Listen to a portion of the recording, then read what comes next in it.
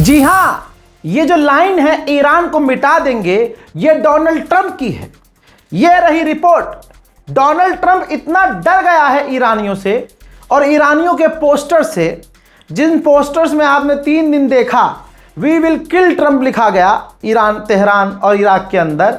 तो Donald Trump ने कहा है कि मैंने अपनी सिक्योरिटी से, अपने तमाम नेताओं से कह दिया है और फौज के कमांडरों से कह दिया है कि अगर मुझे कुछ हो जाए तो पूरे ईरान को मिटा देना, इतनी बमबारी करना कि ईरान मिट जाए। हंसी निकल रही है, लेकिन दोस्तों मामला इसलिए सीरियस है क्योंकि डोनाल्ड ट्रंप बुरी तरह से जलील हो चुका है। जलील।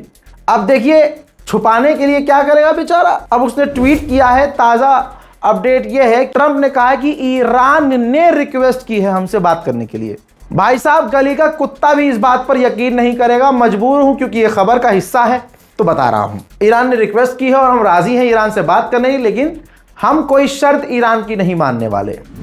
बात करने को राजी हैं, लेकिन यह बात याद रखी जाए कि सीज फायर खत्म हो चुका है। यानी डोनाल्ड ट्रंप ये कह रहे हैं कि भैया अब हम हमला कर सकते हैं, सीज फायर नहीं है, कुछ भी हो सकता है, लेकिन ईरान से हम बात करने को राजी हैं। एज यूजुअल ईरान जो कहता है, ईरान ने वही कहा। ईरान ने कहा कि हमने अमेरिका से बातचीत करने की कोई रिक्वेस्ट नहीं की, बल्कि हमने बात करी ही नहीं है। तो आप समझ सकते हैं गुलाबी सुअर खुद ही बॉल डाल रहा है और खुद ही बैटिंग कर रहा है। हजरात, मैंने कल सुबह आपको सबसे पहले बता दिया था कि मशहद में आतंकी हमला भी हुआ। अब वहाँ के जो नए नए पत्रकार उगे हैं उन्होंने ये बात नहीं बताई होगी, कई लोगों ने रिजेक्ट भी कर दिया, नहीं ऐसा नहीं है। ये रहे उन 2 शहीदों की तस्वीरें। ये आतंकी हमले में ये वो 2 शहीद हैं, ये वो पुलिस के जवान हैं ईरान के जो आतंकी हमले में इनके सीनों में और पीठ में गोलियां लगी और ये शहीद हो गए। एक और पुलिस वाला ईरान का घायल है, अस्पताल में है। ईरानियन ऑफिशियल का जो स्टेटमेंट है वो देख लो भैया। ईरानियन ऑफिशियल ने कहा कि ट्रंप को इग्नोर करो, इसकी बातें इग्नोर करो। सीधी बात यह है कि जब तक हमारी मांगे पूरी नहीं होंगी, जो वादे ट्रंप ने किए हैं, ट्रंप गवर्नमेंट ने किए हैं, पूरे नहीं होंगे, तब तक बात नहीं होगी। उधर खबर ये तो दे ही चुका हूं, लेकिन आप समझिए प्रेशर कितना है। डोनाल्ड ट्रंप पर नेतन्याहू का प्रेशर है कि इजराइल को परमिशन दे दी जाए कि ईरान पर हमला करो, लेकिन डोनाल्ड ट्रंप ऐसा नहीं चाहते हैं। डोनाल्ड ट्रंप रोक रहे हैं कि इजराइल हमला ना करे, कहीं ऐसा ना हो कि दोबारा जंग छिड़ जाए। यूएई का अलग से रोना है कि भाई सबसे ज़्यादा हमले हम पे हुए हैं, हमने अमेरिका का साथ दिया है और इजराइल का पूरा साथ यूएई ने दिया है। ऐसे में अमेरिका ने इनाम दिया है यूएई को कि अब आप पर कोई पाबंदी नहीं है, आप अमेरिका का कोई भी हथियार, satellite, advance system, defence system, कोई भी हथियार जो हम किसी को बेचते भी नहीं है ना, वो भी यूएई हमसे खरीद सकता है। उधर ईरान की एक जगह है लुरिस्तान, वहां पर अचानक से आग लगी है। वो आग भयंकर है, आग की वजह ईरान ने नहीं बताई है। दोस्तों, रशिया ने ऐलान किया था, उधर ऐलान किया और इधर 6 रूस के वैज्ञानिक वापस ईरान के न्यूक्लियर पावर प्लांट पर काम करने पहुंच चुके हैं। क्यों मैं कह रहा हूं कि ईरान के लिए बड़ा खतरा है, और जो कह रहा हूं वो चीजें आपके सामने आ रही हैं। 2 चीजें हैं, या तो ईरान पर बड़े हमले होने की आशंका है, या ब्लॉकेज अमेरिका दोबारा लगा देगा। सैटेलाइट इमेज दिखा रहा हूं, ध्यान से देखिए। ईरान के बेहद करीब अमेरिका के 2 से 3 एयरक्राफ्ट कैरियर पहुंच चुके हैं। इसका मतलब यह है कि या तो स्ट्रेट ऑफ हॉर्मुज में पीछे से फिर से ब्लॉकेज करने की तैयारी में अमेरिका है, या फिर धोखे से ईरान पर हमला करने की तैयारी। लेकिन दोस्तों, जो तस्वीर दूसरी आ रही है वो कंफ्यूज कर रही है। 12 एक पूरा स्क्वाड्रन फाइटर जेट का जो तैनात था, 10 से 12 फाइटर जेट जो इजराइल में तैनात थे अमेरिका के, वो इजराइल से निकल चुके हैं। लेकिन ऐसा नहीं कह सकते कि फिर ईरान पर खतरा नहीं है। हो सकता हो ये कहीं और जाकर तैनात हो सकता हो ये छलावा हो, धोखा हो सकता है कि इसी तरह से दोबारा धोखे में डालकर ईरान पर हमला कर दिया जाए। आपको क्या लगता है, कमेंट जरूर कीजिएगा। ईरान के राष्ट्रपति पेजेश्कियान ने पाकिस्तान के प्रधानमंत्री से फोन पर बात की है और तमाम हालात शेयर किए हैं। डोनाल्ड ट्रंप का खौफ देखिए भाई साहब, तीनों टांग लरज रही है उसकी। बेचारा परेशान है।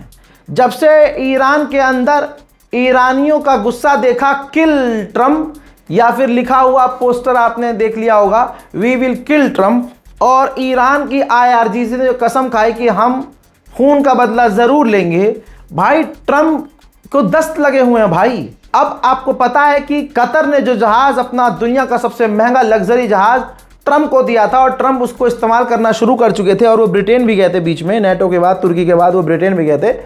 अचानक से इंटेलिजेंस उनको आके कहती है, उनकी सिक्योरिटी टीम, कि आप अब इस जहाज में सफ़र नहीं करेंगे, सिक्योरिटी का ख़तरा है भाई, सिक्योरिटी रिलेटेड इश्यूज़ हैं। तो उसके बाद पुराने जहाज़ से उन्होंने सफ़र किया। वजह सामने आई है, क्योंकि कतर ने जो जहाज़ ट्रम्प को दिया है, उस जहाज़ में दुनिया भर की सारी फैसिलिटीज़ हैं, लेकिन उस जहाज़ में ये फैसिलिटी नहीं है कि मिसाइल को रोक सके या मिसाइल से बच सके। और ऐसे में ट्रम्प की वैसे ही चड्डी फटी हुई है, मुंह के अंदर जबान आई हुई है, एकदम बाहर लटकी हुई है डर के मारे कि कहीं ईरान हमें मतलब निपटा ही न दे। जैसे इसने दूसरे इंसानों को कत्ल किया है, वैसे ही अब ये भी डर में है कि इसका भी नंबर लगा हुआ है, फील्डिंग सेट हुई हुई है। ईरान के मेंबर ऑफ पार्लियामेंट्स मांग कर रहे हैं अपनी गवर्नमेंट से कि कानून अब ऐसा लाया जाए पार्लियामेंट में, जिसमें यह बिल पास किया जाए कि डोनाल्ड ट्रंप से बदला हर हाल में लिया जाएगा। यही तमाम चीजें हैं जो डोनाल्ड ट्रंप को परेशान कर रही हैं। अमेरिका ने इजराइल और लेबनान की अभी कुछ दिन पहले एग्रीमेंट करवाया था, सीज फायर करवाया था।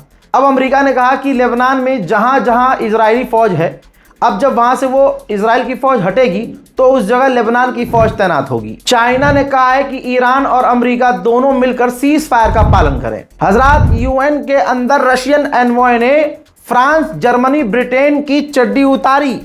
भाई साहब, इसे कहते हैं दोस्ती। कहा कि ईरान पर जब हमला हुआ, यूएन के अंदर रूस ने कहा कि जब ईरान पर हमला हुआ, फ्रांस, ब्रिटेन और जर्मनी ने चेयर अप किया था, एंजॉय किया था, खुशी मनाई थी, खुश हुए थे, विरोध नहीं किया था। जंग की शुरुआत ना हो, इन्होंने डर नहीं जताया था, बल्कि खुश हुए थे। यूएन के अंदर दूसरी तरफ ईरान ने कहा है कि डिप्लोमेसी के, बातचीत के रास्ते हमने हमेशा से खुले रखे हैं। देखिए, अमेरिकी ऑफिशियल है, उसने इंटरव्यू में कहा है कि अमेरिका की कोई पार्टी इजराइल के लिए बुरी नहीं है, सब अच्छे हैं। लेकिन दिक्कत की बात यह है कि अमेरिकी यहूदियों में ममदानी बहुत फेमस हो चुके हैं। एक मुसलमान का अमेरिकी यहूदियों में फेमस होना, यह नेतन्याहू के लिए खतरनाक है। इस रिपोर्ट को शेयर कीजिए, दुआओं में याद रखिए, चैनल को सब्सक्राइब कीजिए। जय हिंद।